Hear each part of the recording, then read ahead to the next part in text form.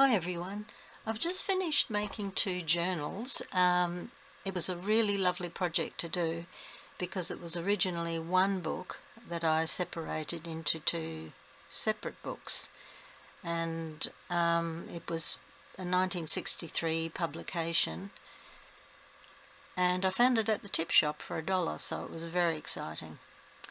To separate the books I had to add two spines and two back covers, so it wasn't that difficult to make, but I had to think carefully through the process. This is the original illustrations by John Tenniel from 1865, and these are the original illustrations from the Peppers book in 1881. It was a little bit battered when I found it, but I fixed it up and modge-podged as best I could, so it's quite sturdy now. The size is 7.5 inches by 5 with a 1.5 inch spine, and I've added some vintage doily to the spines, and the charms I got in Happy Mail from Valerie Kruger. So I'll do a flip through of both books, but I'll do them in two parts, otherwise the video will be too long. So I'll do a flip through of Alice in Wonderland first.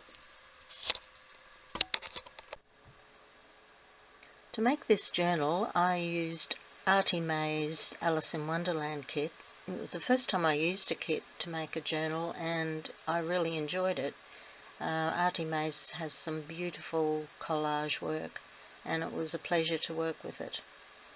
As well as the kit, I didn't use every page in the kit, I just used what I wanted to use. I used coffee dyed paper, printed craft paper, and pages from Daphne's diary, as well as my own collaged paper. So this is a pocket at the front, and it's probably hard to pick up on camera, but it's embossed. I've just recently got an embossing machine and I really love it. Now I'm embossing everything.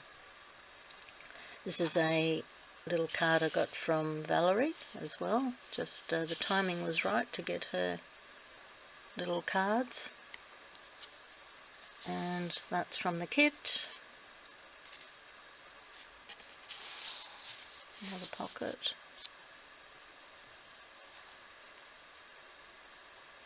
I cut out the keyhole there so you could see the rabbit on the other page. That's from the original book, this book, the original pages. And this is a collaged piece that I did myself and printed it out. It's also from the original book. Some lace trim.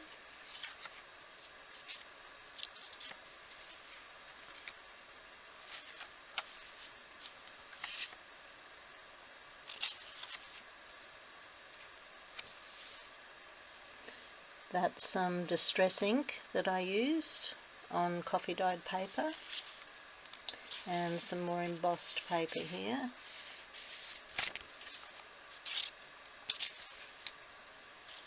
This is a picture from Pinterest that I printed out and coffee dyed. This is some eco dyed paper underneath. I see some flower colours there.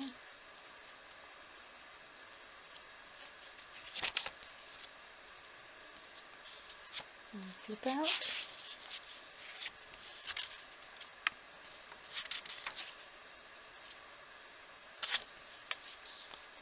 That was coffee dyed coloured paper.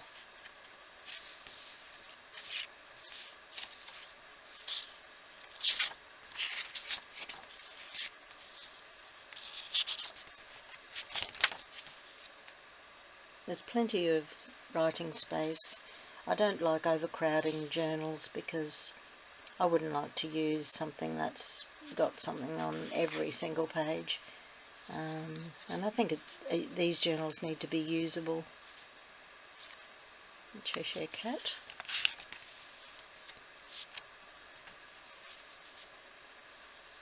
And this is a piece of felt that I dyed and sewed onto this page, and this is from the kit, and I made it into a little booklet.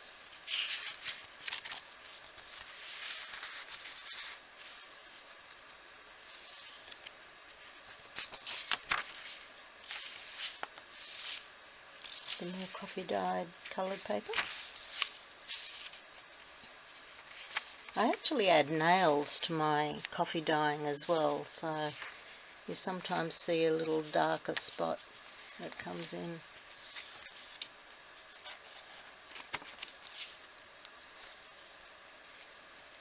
This is a child's vocabulary card, and I just made that into a journal card. That's a page from Daphne's diary, and a little fabric heart and button.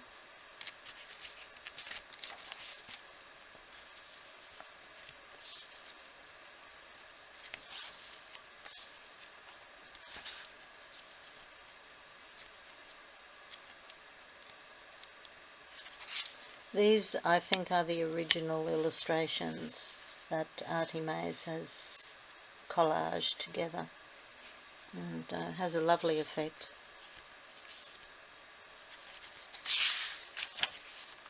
More Daphne's diary page. This one was coffee dyeing that got out of control. I put nails and even potato scraps in with my I was tea dyeing, sorry, not coffee dyeing, and it made a very messy pulp, but it was lovely. I like it a little bit grungy.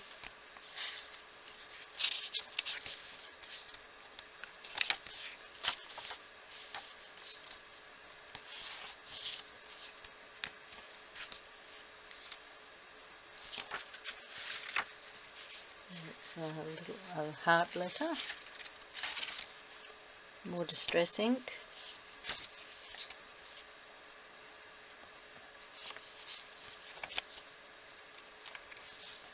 That's a mason jar that I printed onto brown paper.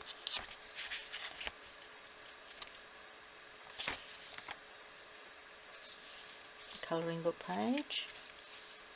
That is an envelope that was from the kit.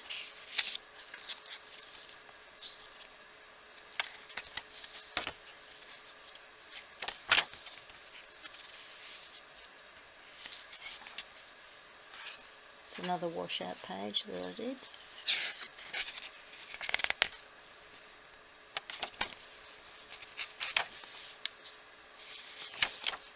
I love that saying, we're all mad here.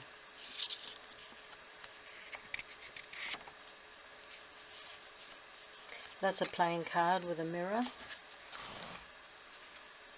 And another little journal card.